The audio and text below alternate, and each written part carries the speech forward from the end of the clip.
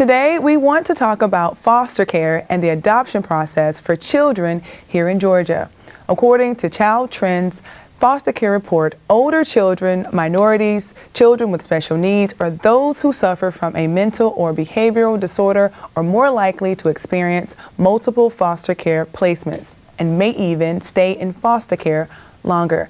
Currently, there are more than 400,000 children in foster care in the United States. Georgia has nearly 14,000 children in the system. African Americans make up 33% of the foster caseload. Now, while there are a variety of reasons children are placed in foster care, sadly, neglect is the #1 cause. On this episode of In Contact, we are taking a closer look at the foster care system and what it takes to become an adoptive parent. You're watching In Contact. Be informed. We gotta know what's going on in our community. So together we can make a change, you and me. Yeah. Be in contact.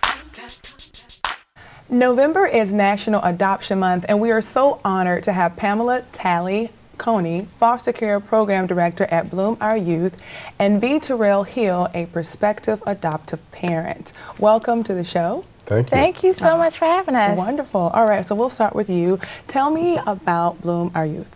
Bloom Our Youth is a nonprofit private foster care agency located in Fayetteville, Georgia. We became an organization in 1986, and since that time we have successfully managed 3 distinct programs. Our first program we launched in 2008. It is known as the Bloom Closet. The Bloom Closet is a free clothing resource center for all foster children throughout the state of Georgia.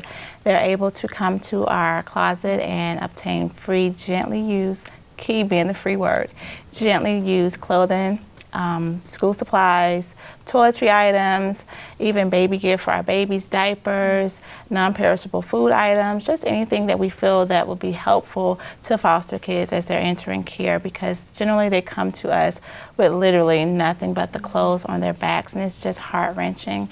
And we try to offset those costs by offering all of these things free. Annually, we service about 4,000 foster children from about 90 different Georgia counties throughout the state. Foster children are able to come who are in foster homes, who are placed with relatives, or who have been recently adopted in the system. We also have a therapeutic foster care program. Our therapeutic foster care program launched in July of 2015. We have licensed since that time about 80 foster families. We have serviced about 150 children in long-term foster care. What I mean by long-term foster care, I mean children who are going to remain in care longer than 6 months. Those are our kids who are a little bit more difficult to place. Their family stories are a little bit more complicated, so we at Bloom have done an outstanding job of managing those kids. Our placement stability rate is about 90%. Oftentimes kids are entering care not just by themselves, but they have sisters and brothers, and we try to keep our siblings together, so we're able to do that about 95% of the time.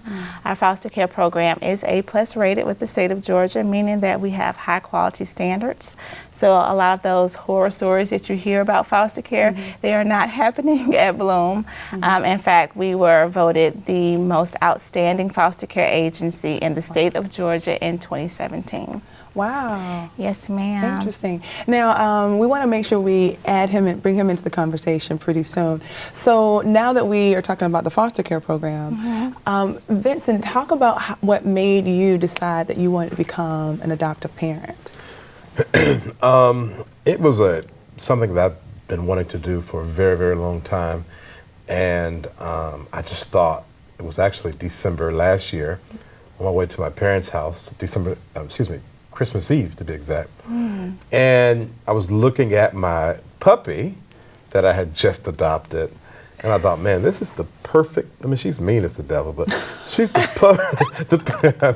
I mean, she's mean, but she's the perfect puppy for me.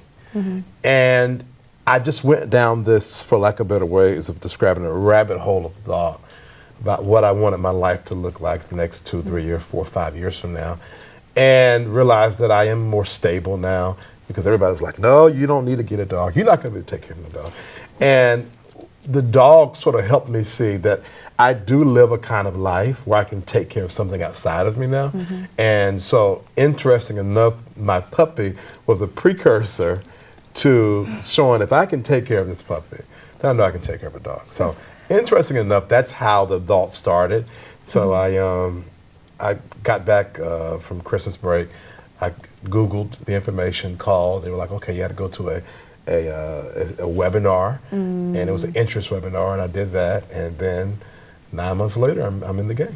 Interesting. Now, have you thought about fostering to adopt, or is it a straight adoption process? What is it? Well, there is no such thing technically with fostering to adopt, because I'm sure, as you know, the ideal of fostering is to reconnect the parent It's with the child. very temporary. That Yes. is, fostering is very temporary. There are cases where you're fostering and it's like, okay, you know, we're about to, suspend or revoke? Terminate parental rights. And so then that person will have the opportunity to adopt.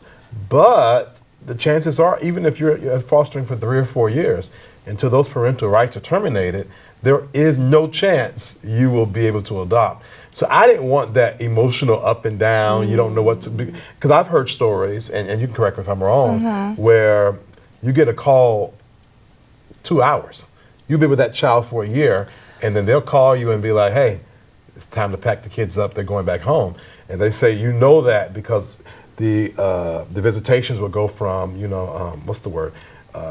Monitored visitations to unsupervised. As soon as it's unsupervised visitation, start counting the days. And they do transitional visits to reacclimate the children to their birth families, yes. Right. So that, and because of that, that's why I did not want to get so attached to a child, and then I get a call within 2 hours saying, Johnny has to go back home. Hey, foster kids still need homes though, people. And I was going to ask you, so do you She find asked me that why I didn't do it. We still need foster parents. Do you find that to be the reality of parents not wanting to foster or preferring to adopt? Here's the reality. Just like you say, yes, foster care is temporary in nature, but these kids still need homes and families, even if it's temporary. And it's difficult, even though people come into it knowing that it's temporary, it's difficult no matter what to see the kids transition home. There are those stories, as he mentioned, where you fostered these children for a couple of years and you're thinking there's no family for them, and then out of nowhere, here comes a cousin or here comes someone else who initially did not want to be involved in the system, but now they're like, okay, well, I'd rather have my, my relative with me than with strangers, and they come forth. And unfortunately, the foster parent is left to pick up the pieces because they've become so attached to the children. We've had that happen on occasion, but people have to see it as a higher purpose, a higher call and a higher ministry, because we're really here to help the children in their most dire needs and circumstances, because if not us, then who? Someone has to step in to be able to offer a safe haven for these children along with your fur babies. You can have fur babies and foster children together. Right. As we try to get them home. And then there are those success stories, like we've had one recently with our organization where there was a family and they initially went in just solely to foster, and they wanted to foster large sibling groups. They had started off with 3 kids, mom had a baby, became 4 kids. And they had these children for about 2 years. And then, lo and behold, we discovered that they had additional siblings who were placed separately from them in foster care because they had different fathers. When our foster parent heard about this, she was like, oh my gosh, I have the resources, I have the home, me and my husband would love to have all 6 of the kids in the home. So they ended up taking in all 6 of the children. Mom was initially working her case plan. There was some substance abuse issues going on there.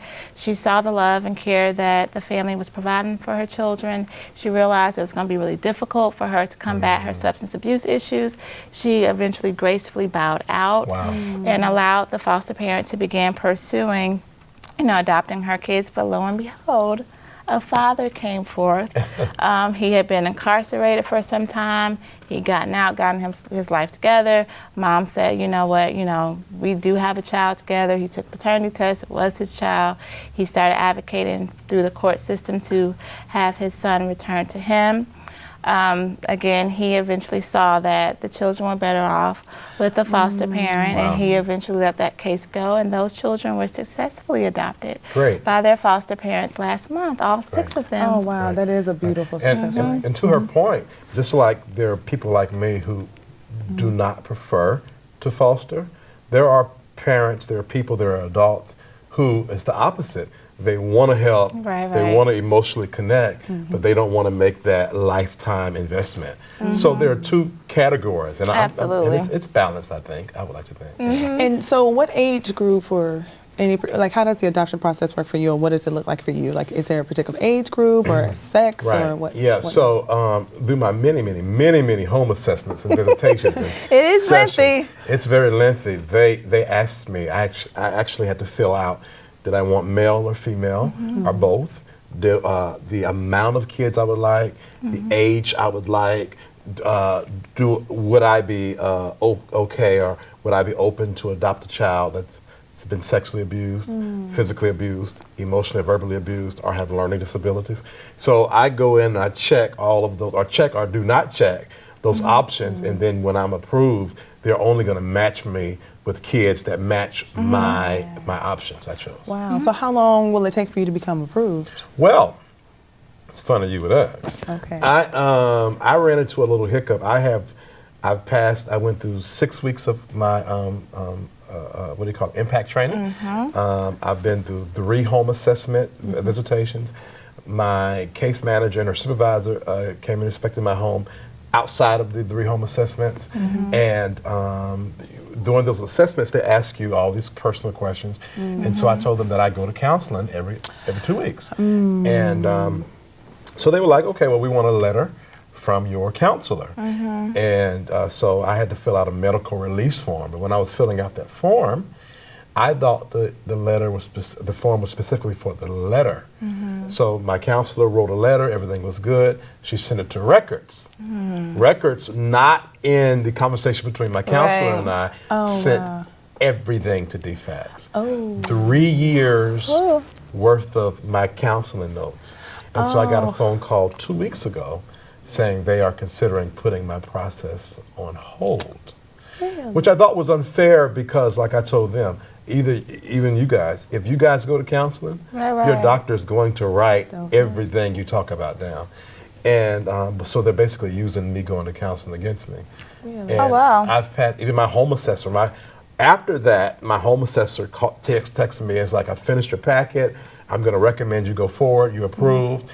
Everything, I passed everything flying colors, and just because they got a hold of my records, now they want to. Well, I would like Yeah. to speak to that if I could, because I know that there are no such thing as perfect people.